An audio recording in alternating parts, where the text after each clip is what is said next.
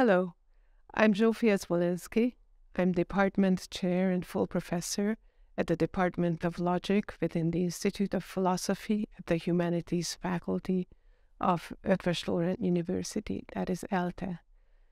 And I'd like to talk to you today about an aspect of meaning in language, about a very small word, and what a philosopher, Paul Grice, has to say about conversational implicatures and how they pertain to it.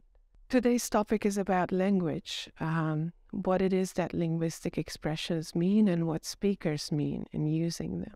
And my research focuses on philosophy of language, about linguistic meaning and communication. One of the themes that I explore is what speakers mean, what it is that they convey with their words, and how it is that can go beyond the conventional meaning of the words that they use. I mean, consider phenomena like context dependence, also metaphor, irony, lexical effects. With lexical effects, think about Joni Mitchell in the 1970s singing, "They paved paradise to put up a parking lot." There is so much going on there. Of course, that's an aspect that if you take traditional tools from logic and philosophy of language, you're not able to capture them. Yet it would be key and is an aspect of concentrated research today in philosophy of language to try to interface theories about truth and reference with a theory about what it is that goes on when a word like paradise is used and various emotions and memories and beliefs are invoked as a result. And of course, that's something that has a broad range of practical applications. If you think about, for example, advertising campaigns, trying very much to draw on lexical effects. I've also been working on theories about the meaning of proper names and other referring expressions, so-called modal expressions, and the meaning of expressions like might, must, necessarily, and possibly. And my research also focuses on the theory of meaning for fictional discourse. And one of the questions I ask is about the metaphysics of fictional characters. Should we in some way posit them as existing? And if so, what their nature is supposed to be that's best suited to capturing aspects of fictional discourse, what it is that we mean, how it is that a theory about that might be systematically related to a theory about ordinary discourse. I've also been thinking about ethical issues concerning automation and algorithms, that is, AI and the challenges it poses that are connected to language. Given I want to talk to you about this little word "and," that fits squarely in this topic of what speakers mean, what it is that they convey with their words, in a way that can go beyond the conventional meaning of the words that they use. First, I'd like you to think about another song, Johnny Cash singing, "I Still Miss Someone." And he says, "There's someone for me somewhere, and I still miss someone." Here, we've got expressions like someone and somewhere, and obviously they're not talking about a specific person or place, the way that we use an expression like Michelle Obama to talk about a specific person, or an expression like Budapest to talk about a specific place. This sentence is instead saying that within a universe of discourse, there exists some person, and within that universe of discourse, there exists some place, such that that person is for me in that place. In the second half of the sentence, Johnny Cash is singing about somebody specific. They're still missing a past love, a specific person. For the first half, you definitely need what we call quantifiers and variables in order to capture the meaning of there being someone or other in some place or other. such that the person is for Johnny Cash. It was Gottlob Frege in his Begriffsschrift in 1879 who laid the foundations for a logic with quantified variables to account for expressions like someone and somewhere in classical first-order logic, which is taught in introductory logic classes today. Now think for a moment what classical logic has to say about and. It's quite a simple rule for the meaning of and that we can glean. For any declarative sentences, P and Q is true. In classical logic, just in case both halves are true, that is to say, both P is true and Q is true, and P and Q is false in all the other cases. This is what and is supposed to mean in classical logic. Now notice a consequence of this, that the order of the two sentences, whatever we substitute for P and Q, it doesn't matter. P and Q and P, these are true under the same circumstances and false under the same circumstances. That is to say, they have the same truth conditions. What about and though in natural language, whether that's English, Hungarian, Tagalog, or another language? Consider some lines from the songs that I've mentioned. I go out on a party and look for a little fun, sang Johnny Cash. They paved paradise and put up a parking lot, sang Joni Mitchell. Look what's going on in both of these examples, that it seems like the speaker, or in this case the singer, is conveying beyond the classical logic meaning of and, that both halves are true, also temporal order. And look also at this example and think about what our hypothetical speaker might be conveying with it. Alex and Sam moved to Budapest and started a candy making business. It seems the speaker is conveying that the moving happened first and that the launch of the candy making business by Alex and Sam happened after.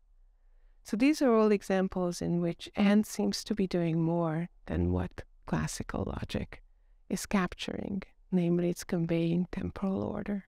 Notice though also that temporal order, this component, isn't always part of what the speaker conveys with and. So if I say Joni Mitchell is a singer-songwriter and a painter, I'm not saying that the first half happened before the second half. I'm not conveying temporal order. And is such a varied expression, and maybe the broad range of its behavior, if we take it seriously, is not amenable to the kind of systematic treatment and the kind of tidiness and simplicity that classical logic is capturing. Maybe it includes ambiguity. So maybe you might ask, well, and is just not behaving uniformly enough to be given a theory of meaning as uniform as classical logic suggests. And this is where Paul Grice's work from his 1967 lectures on logic and conversation come into the picture, because he asks us to think about, well, what is a theory about meaning supposed to do, and maybe what else is going on in communication that we need to take account of, but not as part of a theory of meaning, but as part of what we might call a theory about conversation. So he suggests that we distinguish, on the one hand, conventional aspects of what a speaker conveys on an occasion from non-conventional aspects of what a speaker is conveying. So suppose that we're throwing a dinner party together and it's starting at 7 p.m. We're getting stuff ready, setting the table, getting the drinks out of the fridge, and doing the last minute tidying up. And suppose I say to you, it's almost 7. What I'm conveying as a speaker might be something like, the guests are about to arrive, or we need to finish setting the table, or something to that effect, connected to the joint project of throwing the dinner party. that I'm conveying this is something that is a non-conventional aspect of what I mean on the occasion. Notice that the words that I've used have nothing to do with getting the table ready or any such thing, anything party related. It's just about the time of day. It's almost 7. That's a conventional aspect of what I'm also conveying, all at the same time. So notice that this distinction is important between the conventional and non-conventional aspects of what a speaker is conveying, in that, according to Grice, what I as a speaker am saying is just about the time. It's almost 7 o'clock. But there is also the non-conventional aspect of what I'm conveying in the form of what he calls a conversational implicature. Something like the guests are about to arrive, or we need to finish setting the table. Crucially, his theory about conversational implicatures opens the way for us to think about giving an explanation of conversational implicatures that isn't to be thought in a theory about the meaning or linguistic conventions or logic surrounding the expressions that are used. Instead, what he suggests is that on the one hand, as we might have linguistic conventions guiding our use of words, a set of quite complex rules, there are also rules or norms that guide conversations. And he spells out an overarching principle among these norms, what he calls the cooperative principle. Make your conversational contribution such as is required at the stage at which it occurs by the accepted purposes or direction of the talk exchange in which you are engaged. So, in short, it says, be a cooperative conversation partner, given the joint aims of the project at hand.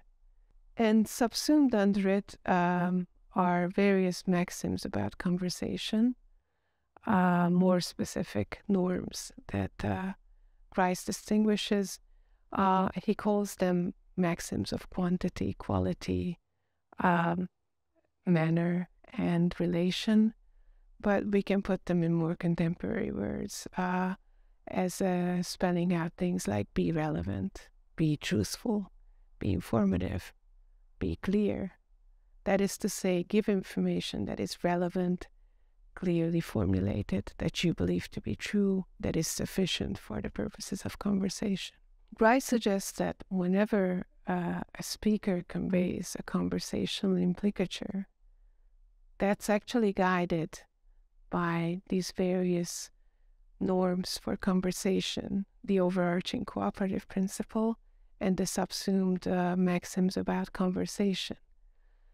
And that the speaker in such a case is presumed to be following the cooperative principle and the subsumed maxims, and also assumes that the listener can derive or work out that for the speaker to be following the various norms, they must be conveying the conversational implicature.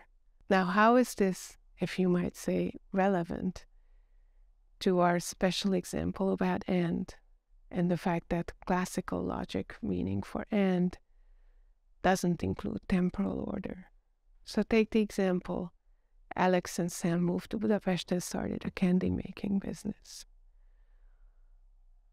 What Grice suggests is that in such a case, when there is temporal order conveyed, it's in the form of a conversational implicature. It isn't part of what the speaker has said. What the speaker says is just what classical logic specifies, that both halves are true, about the moving to Budapest and about the business starting. But the speaker, in the light of the cooperative principle and the maxims about conversation, is also conveying a conversational implicature to the effect that Alex and Sam first moved to Budapest and then started the candy making business, that the first half happened before the second half. Grice goes on to talk about various aspects of linguistic phenomena, including, for example, metaphorical language use, suggesting that we can have a theory of meaning that potentially builds on the truth conditions for which classical logic can provide us a guide, and traditional theories of meaning can provide us a guide, and also interface that with the theory about conversation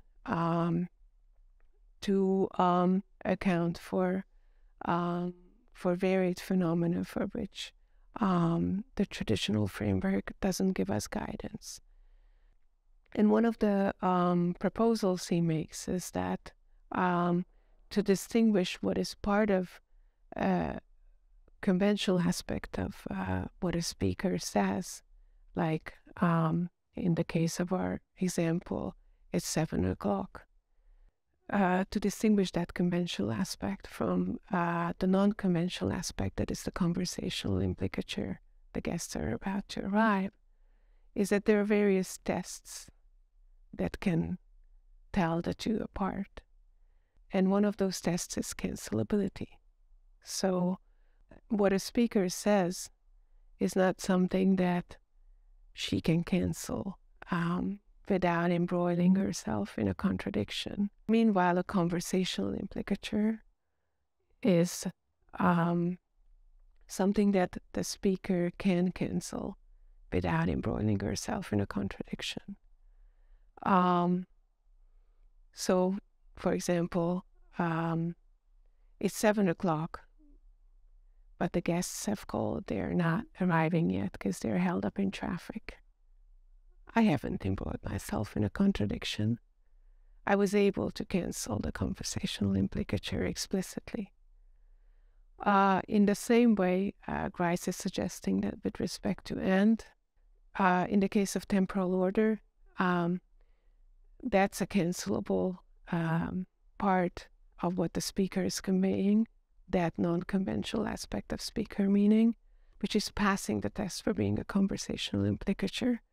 So Alex and Sam moved to Budapest and started a candy-making business, but they actually started the business before, when they were still living in Paris, and then continued it. When moving to Budapest, I haven't embroiled myself in a contradiction in denying the conversational implicature about temporal order. So I can say something like P and Q, but Q happened before A without getting into a contradiction. And this, to Grice, is one of the indicators of there being a conversational implicature about temporal order, something that a more stable, more core aspect of conventional meaning for and need not capture. So in this way, when it comes to a simple expression like and also a host of other expressions and linguistic phenomena, we actually get some guidance from having various theories that can interact with one another.